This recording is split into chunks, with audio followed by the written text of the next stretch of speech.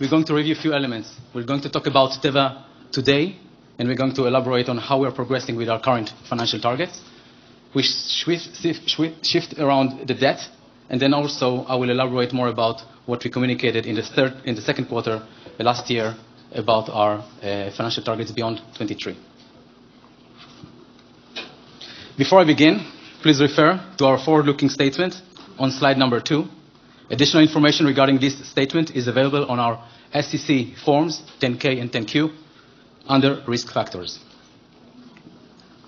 But first, please let me welcome Richard Francis, our President and CEO. The whole management and our teams globally really excited to have Richard with us. And what I can tell you, 11 days in the job, we're already up to speed with a lot of processes, onboarding and helping Richard to get up and running. And I'm sure Richard will elaborate on all of these in the coming session with Chris. TEVA today. We committed to be the world's largest leaders in generics. And the most critical element for us is how we're managing our footprint in order to allow us to have a better access for medicine for patients. TEVA is the largest supply chain manufacturing company in the entire pharmaceutical industry.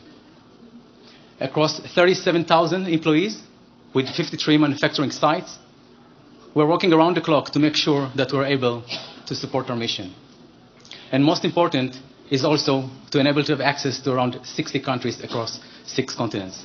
Every hour there is around kind of a, we're saying, one plane in the air, or every hour you have kind of a ship in the seas or a truck in the roads, just to make sure that we're able to deliver to all the pharmacies and the hospitals around the world. As an integrated, innovative generics R&D organization, TEVA Global R&D organization really uniquely positioned to support our mission. And we are always continuing to find new ways on how we're able to innovate and to explore synergies across our existing processes. Or if you like, really redefining how pharmaceutical industry should look on innovative development programs. When I'm saying uniquely positioned, what we did in the last several years, we were able to build the right structure in order to give us the right agility, to be more flexible on how we're shifting and prioritize projects in order to support our ongoing growth pipeline. This slide is kind of summarizing more about those strategic focus that we have at TEVA. Continue to be the leaders in generics, and as well building and accelerating our capabilities and our capacity around biosimilars. We stay committed to make sure that we can be more competitive around cost on healthcare related to biosimilars. And if you look on the third one, it's around the innovative products. We're keeping fueling our pipeline with more innovative products that kind of having a certain level of preclinical, or depends on the phase. But I will elaborate more about our existing products, mostly about Austedo and Ajovy, and how we're further penetration them in the market. Now, if we just try to look a bit back on what we did in the last 5 years. So we set for ourselves kind of a target that started end of 17, and it was accepted with the management and with the board. And when we started it, opioid actually kicked in somewhere early 2019, and it can grow and become more complex. But I'm really happy that today we have agreement. And as we announced Monday this week, we actually seeing ourselves moving to the next stage when we expecting to see the same, more or less, level of participation with the cities, counties, and the subdivisions. So doing that one and enable us, hopefully mid-year, to put this one behind us and keep our focus on how we are able to serve our patients. What we also did in the last 5 years, and as we committed, we serve the debt. We look on any assets that we are able to monetize. We look on anything that we're able to optimize in order to contribute cash and totally allocate it in order to serve the debt. So all in all, we're able to pay around 18 billion, this is including the coupon interest, to our bondholders. And we're going to continue to do so. And one of those elements that enable us to do it, it's actually looking on how we're able to optimize our spend base, which is part of it, it's related to the revenue and the mix in terms of the cost of goods sold, but it's part of it is how we're able to put the right network in order to support our existing revenue. And in 17, when the restructuring was announced, we had around 16 billion, and it was planning to go to 13 billion. And what you will see in the further slides, and here as well, that we're able even to take it below. So you can call it around 5 billion. And you know, TEVA, it's actually aggregation of around 20 acquisitions that this company grew in the last 20 years. And we have so much acquisition, you're actually bringing a lot of complexity into your footprint. But complexity also giving you capabilities. And what we are doing in the last 4 years, and what we keep doing, is looking on those capabilities and how we can actually leverage on them, to understand how each one of those capabilities enable us to build our competitive advantage and to make sure that we are really cost effective. One of these examples you can see on top, we're able to take the entire network from 80 sites to 53 manufacturing sites. So just to kind of recap and understand where we were, you know, end of 17 until 19, when we actually come to the bottom, with the Copaxone patents expired and with the US generics competition and price erosions, we're in a position that we need to take some actions in order to enable us to expand our ways to repay the debt. Now, when we put that plan, we put around to top in 350 basis points. Remember that number? I'll come back to it very soon. And as you can see us now, at least based on the Q3 year-to-date earnings that we announced back in November, we're actually yielding to that target. Now, to get a bit more focus and just try to understand what our team and our global employees did here in the last 5 years, I want to mention 3 things here that really have a nice view here. First of all, we always actually look on our top line and how we're able to make sure that we have the right support and the right capacity and capabilities to manage our expansion on the OP. The second element that you can see here, that up to Q3 year to date, we already topped 250 basis points from that 350 basis points. And we're on the way to actually meet our target by end of 23. We're really positive that we're going to do that one. Now, another element that we can see here is on top how the ratio on the net debt to EBITDA went from 5.3 to the 4. So you will say 1.3 turns on more or less EBITDA of 4.8. You understand that this is around $6.5 billion actually went in order to reduce that one. And this is what you see in the bottom line. That's free cash flow generation year over year at the level of 2 to 2.2 billion. This is what allows us to do it. Now, we just need to remember one thing, is that when we set those targets, we didn't really rely on top line growth or kind of a mix in terms of top line. If you look on 2020, the mix in between Austedo, Ajovy, and Copaxone was at the tune of around 2.2, 2.3 billion. We guide to be, by end of this year, on all those 3, by 2.1 billion. And that means that the acceleration of the erosions on Copaxone, when we were able to catch up with the others, this in-between mix enabled us to actually mitigate that one. But we never actually took that advantage. And you can see it, and it's very obvious. Another thing we need to remember, that around 50% from our top line is a non-dominated US dollars. So any movements on currency is really sensitive in our worlds, and it's actually flow through. Now, this is the trajectory in terms of the net debt. And as I explained, our capital allocation method in the last 5 years was strictly in order to serve the debt. I hope that in the next 2 years, we'll have some more opportunities to accelerate on some other surplus on cash and hopefully to come to a normal debt rate so we can support the business and our growth. Now, in order to do that one, we need to actually looking at our debt stake. And we went to the market in 18, in 19, doing refinancing. We also did in 21, a 5 billion SLB refinancing, where in November 21, we addressed the maturity of 22, 23, and 24. We're coming back to the market this year in order to address the 25, 26, 27. And on paper, what you can see here, we need around 3.5 to 4 billion in order to refi those debt stake, in order to allow us to keep running our operation and to get our free cash flow run rate to support our debt. What you can see here also, it's the euro and the US dollars. This is kind of a mix of 40-60. We're doing what we call a natural hedge, and we make sure that our debt is really aligned to our revenue mix in terms of the currency in order to support our manufacturers and collections worldwide. Now, when you actually looking on what we did in the R&D area and how we're able to position ourselves, what we did in our network on the manufacturing, it's really also, I think, interesting to see, and this is IQVIA data that we actually spoke about in the second quarter when we introduced our new long-term financial targets, about how we have this kind of a gradual shift between in the mix of small molecule and biologic. In the last 5 years, it was turning like a 25% from the total 100 million you see here. And this one is actually growing, but the shift here is like more more about the large molecules and the biological, which is coming into kind of a 50%.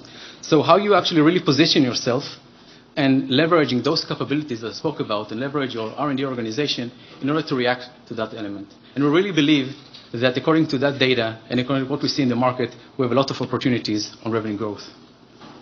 Now, shifting a bit to our two innovative products. We start with Austedo. As you all know, there is around 750 to 800,000 people in the US that are suffering from tardive dyskinesia. And currently, if you think about the data, diagnosed around 15%. And also like less than 6%, around 50,000 treated, which means that there is a really unmet need here that we need to address. And this is our mission here. Now, if we just look on Q3, year to date versus a year ago, it's like 20% increase. Q3 by itself versus Q3 21 was 30%. So we're really on track on that element. The other element is Ajovy, which is really progressing nicely.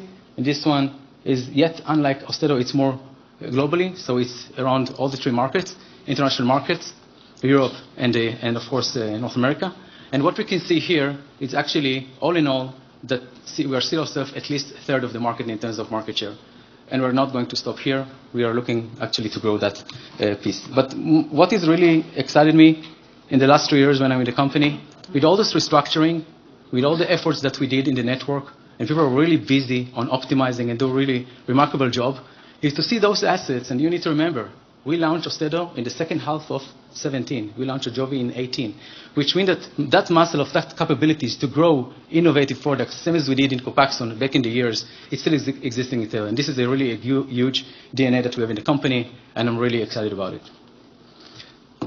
Shifting to our innovative and medicine biosimilars pipeline. Of course, I will not go through all those elements, but you can see here how we're building our capabilities on biosimilars. We have around 13 assets on biosimilars. 5 of them is with a partnership with Alvotech. You can name Humira and Stelara. Last week, there was an announcement about the BLA on Stelara. And as far as related to Humira, we're still actually positive about launching in early July this year.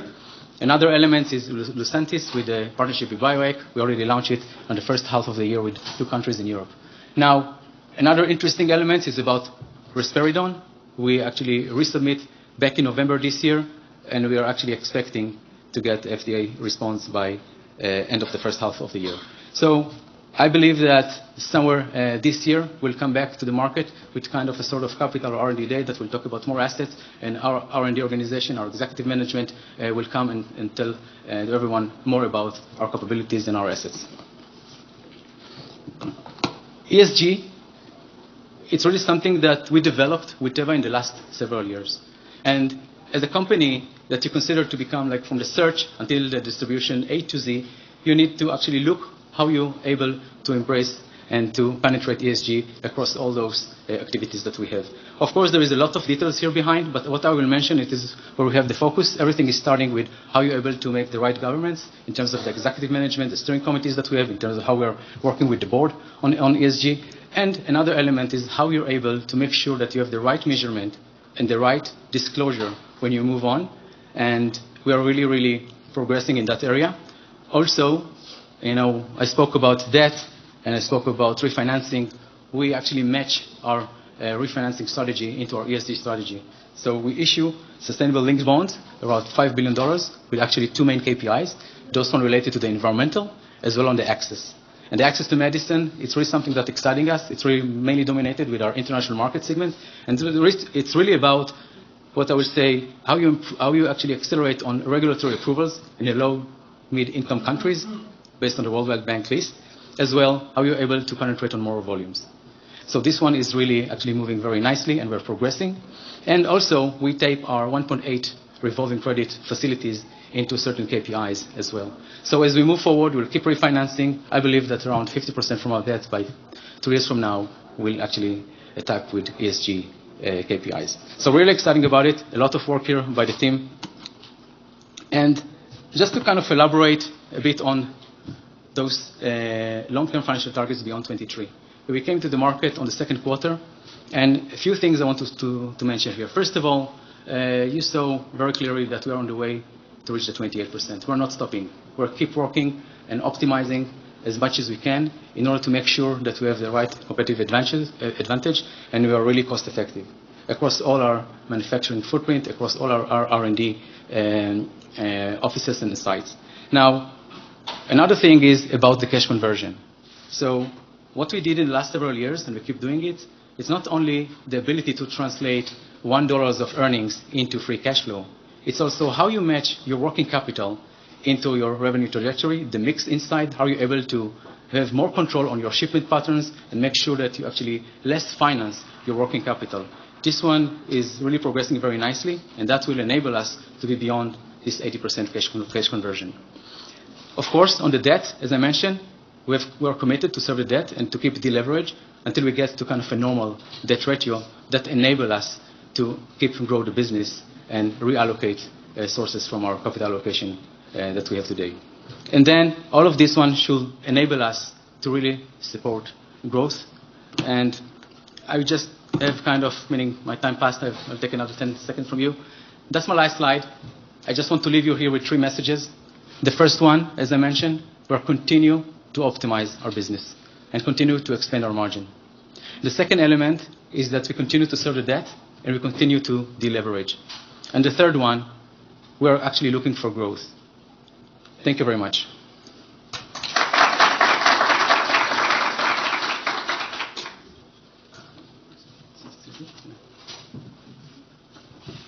Great. Thank you for those comments. So I think we're going to pivot over to the Q&A section here now.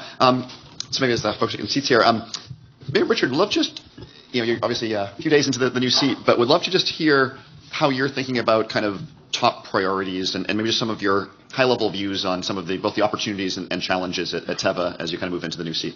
Yeah. Well, thank you for the invitation. And so, firstly, I'm very excited to join TEVA. Everybody seems to ask me that question. I'm excited because I think there's a lot of opportunity at TEVA. I think the company's done tremendous work to get the company back on a footing and a solid foundation. And I think there's an opportunity to get the company back to growth. What are those opportunities? Well, I think Ellie's highlighted a few. I think we have a world-class generics business, and I think we've got a great pipeline there, which allows us to think about that business and particularly, how we can drive some growth there. But I think some of the major growth drivers around biosimilars and around the innovative portfolio that Ellie touched upon there, where there's still significant unmet need that can be addressed. So I think there's a lot of positives. You said the negatives. So obviously we have debt, and that gives us some capital constraints. And so as we think about the plan going forward, we need to take that into account. But as you saw, it's heading in the right direction, and so we've got to start to plan for that.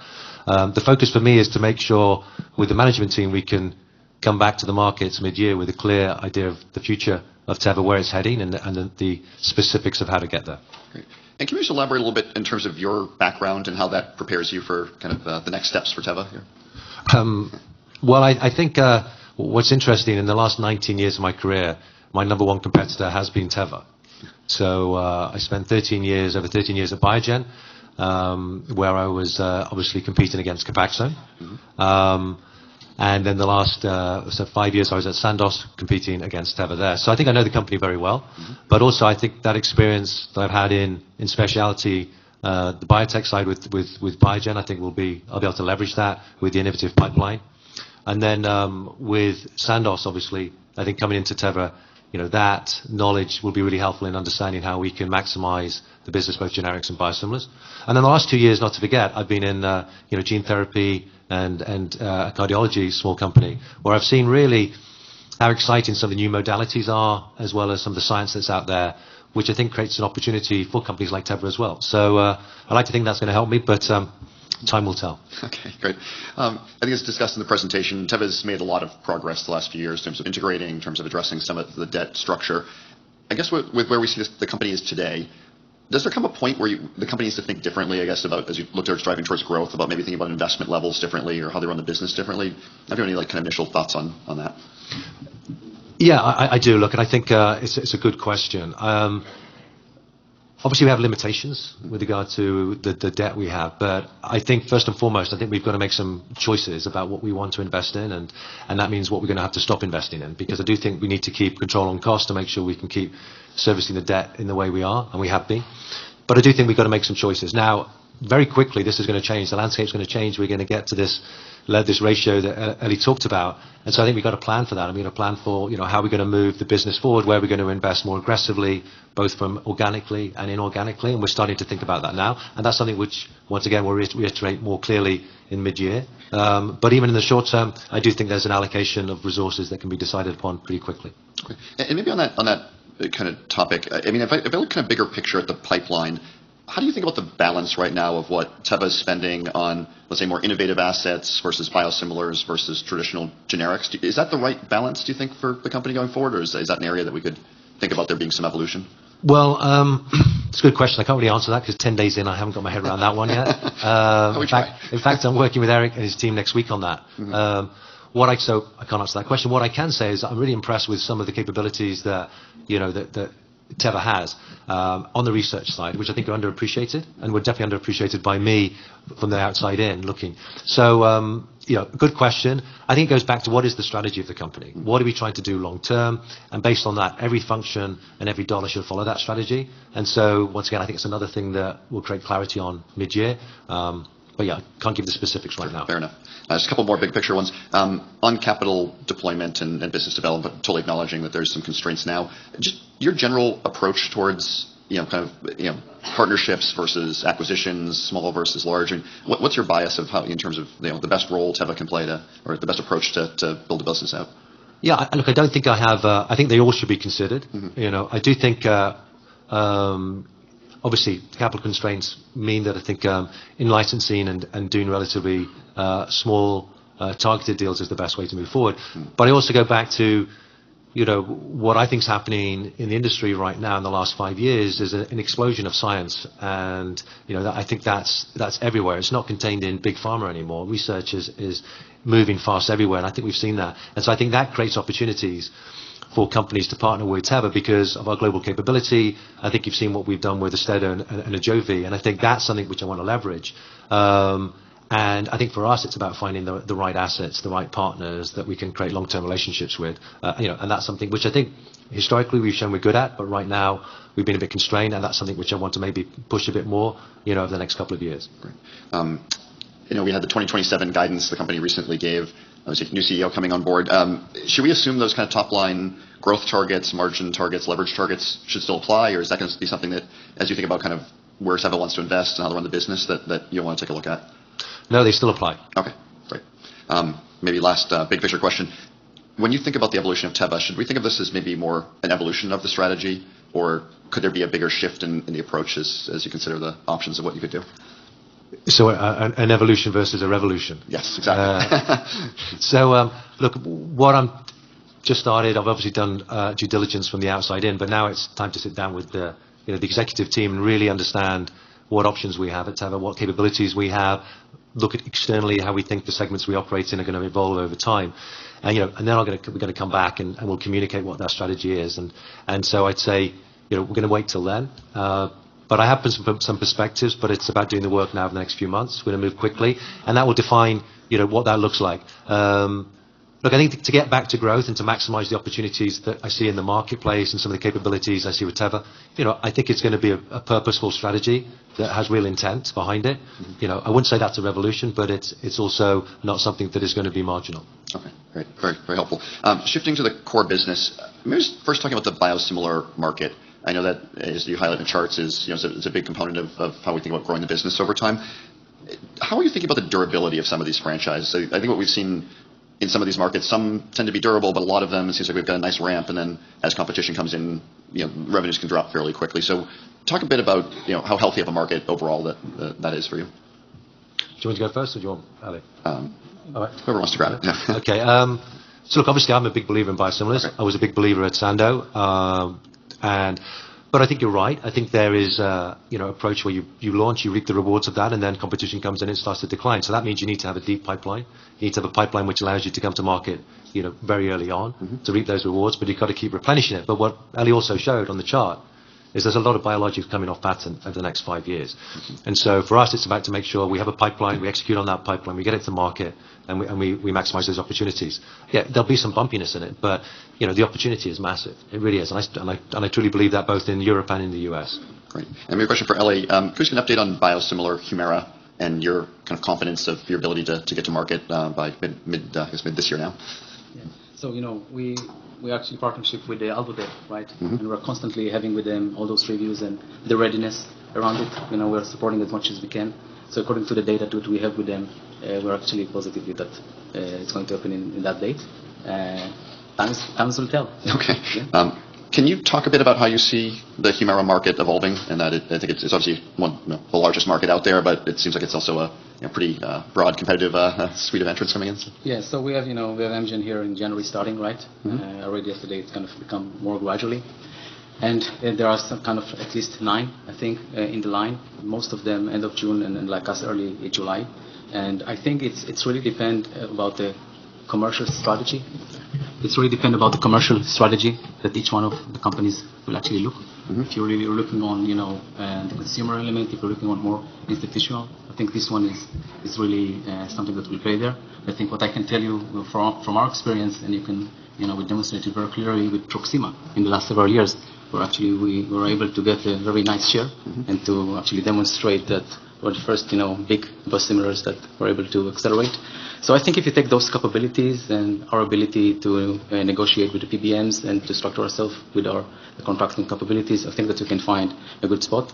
Not sure if you look on all those competitives that the full value will come in 23. Most likely it can come in 24, but more or less that's the view. How important are these initial contracts in 23? I think we're hearing a lot of this kind of theme that seems like with the way AbbVie's contracted, this is maybe a smaller market this year, and then the opportunity is more 24, 25. Is it important to be there day one and get some of those initial contracts, or is this something you can kind of build your access over time? I think it's evolving, and it's really depending on how the PBMs able to pick, because they need to make sure that you have the sufficient capacity. We need to make sure they actually fulfill the commitment, and so I think it's really depend how it's going to evolve, and we'll see it in the next few months, and on those ones that's starting to accelerate. On the traditional generic market, would love to just get your sense of just the health of that overall opportunity. I guess we see a number of companies that kind of narrow their focus and portfolio. And I guess, have we reached a point that we can think about there being a more stable outlook? Or is the dynamic of this is a market that will just be under some pressure over time, and opportunities like biosimilars will just kind of naturally replace that?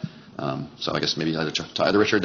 Well, I mean, I think we always talk about the generic market if it's one market with one dynamics, and it's not. I think a lot of what you're referring to is about the US. Yep. If you look at the European market and the rest of the world, it's stable and it's growing, and it's a good business for Teva and all of those markets. So I think that's the one thing I'd say to clarify. The generics outside the US, if you have a good pipeline and a good go-to-market model, it's predictable and can drive growth. The US is a different story, and so will stability come to the US? I think, my view on that is the US was reset in 2014, and it's still the same as it was then, which is you have huge buying power and you have huge competition.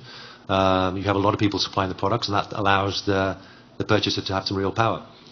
That's just fact. That's not going to change. I don't see that ever changing. So the question is, what is your business model to approach that market to make it less turbulent and more profitable? And I think that comes down to portfolio and portfolio choice. And so I think that's what I think the American market is still attractive. It can be still very profitable, but I think you have shorter durations of revenue growth with products that are easier to make versus the ones that are more complex. So I think it's about creating portfolio selection for the US to create some more stability, which I'm sure is something you've heard. So, I think that's something which we'd have to look at here at Teva. But I'd, once again, encourage you to look at the businesses outside the US and generics, which are performing well. Right. And a question for Ellie, maybe.